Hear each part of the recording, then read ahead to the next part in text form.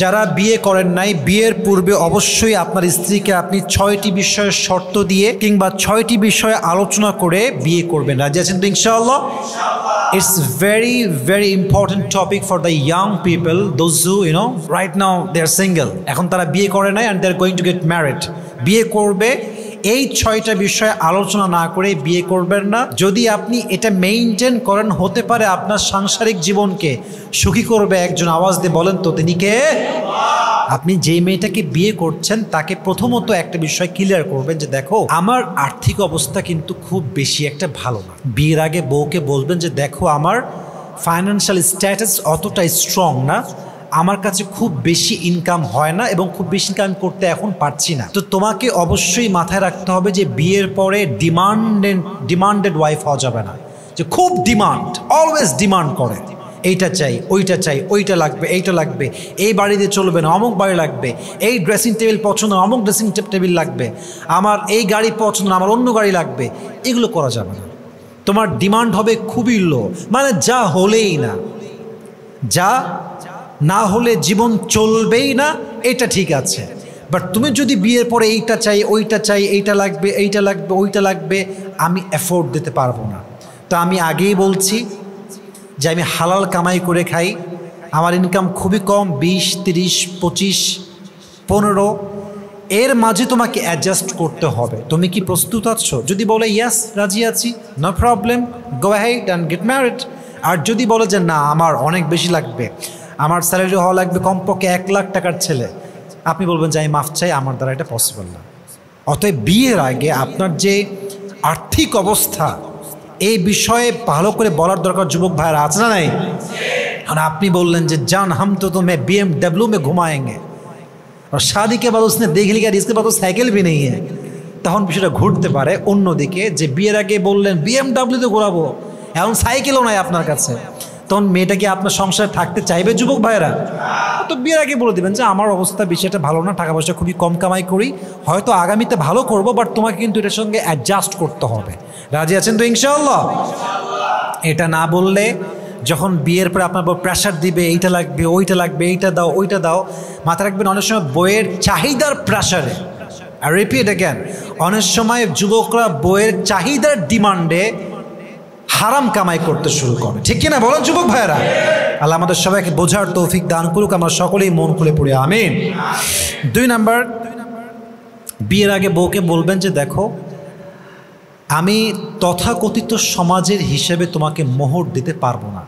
অনেকে দেখবেন যে মোহর দেওয়ার সময় দেয় হচ্ছে 2 লাখ 3 লাখ ফর এক্সাম্পল বলছি, অথবা 1 লাখ, বাট লেখে 30 লাখ, 40 লাখ, 50 লাখ। আরে লেখ, সমস্যা নাই, দেওয়া লাগবে না, লেখ তুই শুধু না। আপনার বউকে বলবেন যে আমি তোমাকে জাস্ট ফর এক্সাম্পল 4 লাখ টাকা মোহর দিব, অথবা 3 লাখ মোহর দিব, আমার কাছে 2 লাখ ক্যাশ আছে, 1 লাখ পরে দিব। কিন্তু তোমার বাবার মন রাখতে গিয়ে, মায়ের মন রাখতে গিয়ে আমি ওই কাবিননামায় 30 লাখ লিখবো, it's not possible for me. আমার যা সাধ্যে হয়, তোমার অসম্মান যেন না হয়, এটা খেয়াল রেখে আমি লিখবো, বাট আমাকে ফোর্স করা যাবে না দেনমোহর বেশি নেওয়ার ব্যাপারে, ঠিক কিনা বলেন যুবক ভাইয়েরা? এটা ক্লিয়ার থাকতে হবে, না হয় বউ সারা জীবন আপনাকে কথা শোনাবে।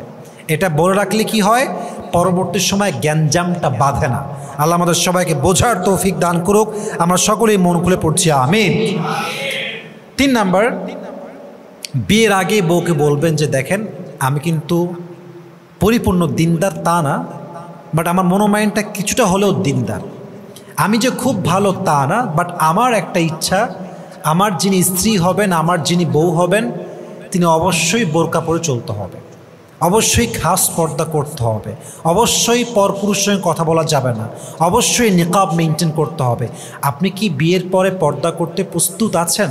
যদি সে অ্যাগ্রি হয়, বিয়ে করবেন। যদি মেয়ে বিয়ের আগেই বলে যে না না, আমি অলওয়েজ না পর্দা ছাড়াই চলি, এটাই আমার অভ্যেস, আমি পারবো না, সরি, আপনিও বলবেন আই এম অলসো সরি, আমিও দুঃখিত, আমি আপনাকে বিয়ে করতে পারবো না। যেই মেয়ে বিয়ের আগেই কয় আমি বোরকা পরবো না, ও বিয়ের পরে কি হবে আপনি একটু বুঝে নেন। কথা কি বোঝা যায় যুবক ভাইরা?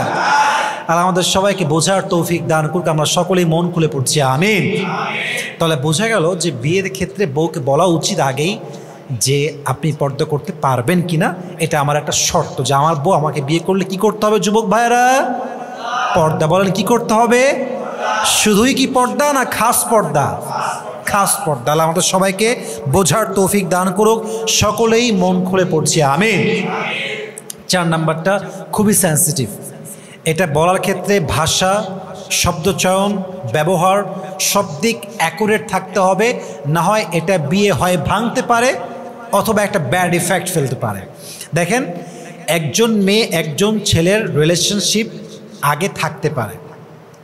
আমার দিকে তাকান সবাই, আগে থাকতে পারে। Past is not a big deal, present is most important. আমার কথা কি বোঝা যায় যুবক ভাইরা? বিয়ের আগে বউকে বলবেন যে দেখেন, যদি আপনার এমন কোনো বিষয় থাকে যেটা বিয়ের পরের দিনই প্রকাশ হয়ে যাবে, ফর অ্যান এক্সাম্পল আপনার বিয়ের আগে আর একটা বিয়ে ছিল বাট আপনি এখন হাইড করছেন, আপনাকে আমি বিয়ে করলাম, কালকে সারাজন বলবে এটা তো আমার বউ ছিল, তুমি কি জানো এইটা? আমি কিন্তু মন ভেঙে যাবে আমার, খুবই স্বাভাবিক। আচ্ছা, আপনার যদি কোনো রিলেশনশিপ আগে থাকে, যদি এটা বলার মতো হয় আমাকে আপনি বলে দেন, বাট আপনি আমাকে এটা ইনশিওর করেন আপনার বর্তমান ঠিকঠাক আছে কিনা। কারণ অনেক ছেলে আজকাল বিয়ে করে এমন অবস্থায় যখন তার রানিং রিলেশনশিপ চলছে। কথা কি বোঝা যায় যুবক ভাইরা? মানে প্রেম করে একটার লগে, বিয়ে করে কার লগে? আর একটার লগে, ঝামেলা ওইখানে বাঁধে। তো আমার কথা হচ্ছে, আপনার যদি কোনো রিলেশনশিপ রানিং থাকে আমাকে বলে দেন, আমি ঝামেলার মধ্যে নাই, আমি এমন মেয়েকে আজীবনেও বিয়ে করব না। আমার কথা হচ্ছে, যেই মেয়ে রানিং রিলেশনশিপ রেখে, যেই মেয়ে অপরের সঙ্গে প্রেম করে, যেই মেয়ে অপর পুরুষকে চায়, ওই মুহূর্তে যেই মেয়ে আমাকে বিয়ে করবে ওকে আমি সস্তাতেও বিয়ে করতে রাজি না যুবক ভাইরা, ঠিক কিনা বলে? লাগবে না আমার এরকম কোনো মেয়ে, আমার লাগবে আমার প্রতি যে আসক্ত হবে এমন মেয়ে। যেই মেয়ে এখনই আমাকে বিয়ে করতে চায় আবার ওকেও বিয়ে করতে চায়, এই মেয়েকে আমি বিয়ে কেন করব? আমার লাগবে একজন পবিত্র দিলওয়ালি মেয়ের সন্ধান, যে শুধুমাত্র আমার প্রতি আসক্ত হবে। কথা ঠিক কিনা বলেন যুবক ভাইরা? এখন আপনি বিয়ে করলেন, আপনার বউ প্রেম করে আর একটার লোকে বিয়ে করলো, আপনার ঝামেলায় পড়বেন আপনি। অতএব এই বিষয়ে শর্ত দেওয়ার দরকার যুবক ভাইরা, আছে না নাই? বলে দিবেন পাস্ট নিয়ে আমার কোনো সমস্যা নেই, অতীত নিয়ে ভাবা বলছিলে আমি না। আপনার ডিভোর্স আমি মানবো, আমি আবার বলছি আপনার ডিভোর্স আমি মানবো, আপনার রিলেশনশিপ ছিল তাও মানবো, অতীত যেহেতু, এটা অতীত আমার জন্য দামি নয়, দামি হচ্ছে প্রেজেন্ট। আপনি এখন যদি কোনো অন্য ছেলের প্রতি আসক্ত হন, এখন যদি আপনার হৃদয়ে অন্য কারোর নাম থাকে, অন্য কাউকে আপনি ভালোবাসেন, আমাকে বাদ দিয়ে বিয়ে করতে চান, আমাকে বলে দেন আমি আল্লাহর বান্দা, বিদায় হয়ে যাব। বাট আমার সঙ্গে বেঈমানি যদি আপনি ধরা পড়েন আগামীতে, আপনাকে আমি ডিভোর্স দিব, আমি থাকতে পারবো না। অতএব পরের বাজার চাইতে আগের বাজার ভালো। আমাদের মুরব্বীরা বলে কি, পরের বাজার ভালো না আগের বাজার ভালো। আগে বলা ভালো যে আমি এটা পারবো না সহ্য করতে, প্লিজ আমাকে আপনি ক্লিয়ারেন্স দিয়ে দেন। যদি মেয়ে বলে না না না প্লিজ, আপনি ভুল বুঝবেন না, আমি কোনো রিলেশনশিপে এখন নেই, আগে আমার ছিল, ব্রেকআপ হয়ে গিয়েছে, 1-1.5 বছর হয়ে গিয়েছে, আমি ভুলে গিয়েছি, ওটা কোনো অস্তিত্বই আমার জীবনে নাই, please go ahead and get married. অতীত নিয়ে ভাববেন না, বর্তমানটা দেখবেন। রাজি আছেন তো ইনশাআল্লাহ? আচ্ছা, 5 নম্বর বিষয়টা হচ্ছে যে আপনি আছেন মনে করেন ঢাকাতে, বিয়ে করছেন ঢাকাতে। আচ্ছা, আপনি বিয়ে করছেন রাজশাহী বা সিলেটে, এখন আপনার চাকরি হচ্ছে চট্টগ্রামে। চাকরি কোথায় যুবক ভাইরা? তো আপনি মেয়েকে বলবেন দেখেন, আপনাকে বিয়ের পরে আপনি সিলেটে থাকতে পারবেন না, আপনার যাওয়া লাগবে কোথায়? চট্টগ্রাম। এখন বিয়ে হয়েই পারলো না, এই চলো চট্টগ্রাম থাকতে হবে, মেয়েটা কষ্ট পাবে। কিন্তু যদি আপনি আগেই বলেন যে আমি অন্য জেলায় থাকবো, অন্য বিভাগে যেতে হবে, তাহলে কি হবে জানেন? সে একটা মেন্টালি প্রিপারেশন নেবে যে বিয়ের পর আমাকে শিফট হতে পারে। অতএব এটা সহজ হবে, ঠিক কিনা বলেন যুবক ভাইরা? আপনারা বুঝাই দিবেন বিয়ের আগে যে অমুক জায়গায় আপনাকে থাকতে হবে, আপনি থাকতে রাজি আছেন কিনা। আল্লাহ তৌফিক দান করুন, সকলেই পড়া আমিন। 6 নাম্বার আমার জায়গা থেকে আমি বলবো, বউকে বিয়ে করার আগে বুঝায় বলবেন যে দেখো, ডাল খাই, ভাত খাই, গোস্ত খাই কিংবা আলু ভর্তা খাই, খাওয়াবো আমি তোমাকে। আমি আবার বলছি, আমি ডাল খাই, ভাত খাই, আলু ভর্তা খাই, খাওয়াবো আমি তোমাকে, বাট বিয়ের পর তোমাকে আমি কোনো জব অ্যালাউ করবো না। এটা শর্ত দিয়ে দিবেন যদি আপনার মন মাইন্ড এরকম থাকে। আমি তো আমার জায়গা থেকে আমার বউকে জব করতে দিব না, এটা খুবই স্বাভাবিক। তো যাদের এই মনোমাইন্ড আছে যে বউকে জব করতে দিবেন না, আগে বলতেন যে বাবা আমার দ্বারা জবে অ্যালাউ করা পসিবল না, আপনি আগেই বুঝেন যে আপনি এই সংসারে আসবেন কি না। এখন বিয়ে শুরুই হয়ে পারলো না, বিয়ের পরে আপনি বললেন যে আমি অমুক শপে জব করব, আমি অমুক কোম্পানিতে জব করবো, এখন আমার মনই নাই জব করতে দেওয়ার, তাহলে কী হবে জানেন? ডিভোর্সের দিকে যাবে। অতএব আগে বলা ভালো, পরে যেন ঝামেলা না হয়। আল্লাহ বোঝার তৌফিক দান করুক। আমরা সকলেই মন খুলে পড়ছি, আমিন। তাহলে মোট কয়টা শর্ত পেলাম যুবক ভাইয়েরা? প্রথম হচ্ছে আপনি বলে দিবেন যে আর্থিক অবস্থা কিন্তু খুব বেশি ভালো না, বেশি ডিমান্ডি হওয়া যাবে না। 2 নাম্বার, অবশ্যই আপনি মোহর কতটুকু দিবেন, কতটুকু উল্লেখ করবেন আগেই বলবেন। 3 নাম্বার, অবশ্যই আপনি শর্ত দিবেন যে আমাকে বিয়ে করলে পর্দার দরকার আছে না নাই। 4 নাম্বার, আপনি শর্ত দিবেন যে রানিং কোনো রিলেশনশিপ রেখে আমার সাথে বিয়ে করতে পারবেন না। পাস ছিল বলে দেন, বাট রানিং থাকলে আমাকে মাফ করেন, আমি মাফ চাই। 5 নাম্বার, অবশ্যই বউকে আপনার এটা শর্ত দেওয়া লাগবে যে বিয়ের পরে আমি শিফট হতে পারি অন্য কোনো জেলায়, তোমার কোনো আপত্তি আছে কি না। 6 নাম্বার, অবশ্যই বউকে বলতে হবে বিয়ের আগে যে আমি কোনো জব পছন্দ করি না, আমি যা পারি ইনকাম করব, কম বেশি যাই হোক অ্যাডজাস্ট করতে হবে, বাট আমার বউ হয়ে আপনি কোনো অন্য কোম্পানি কিংবা শপিং মলে জব করতে পারবেন না। রাজি আছেন তো ইনশাআল্লাহ?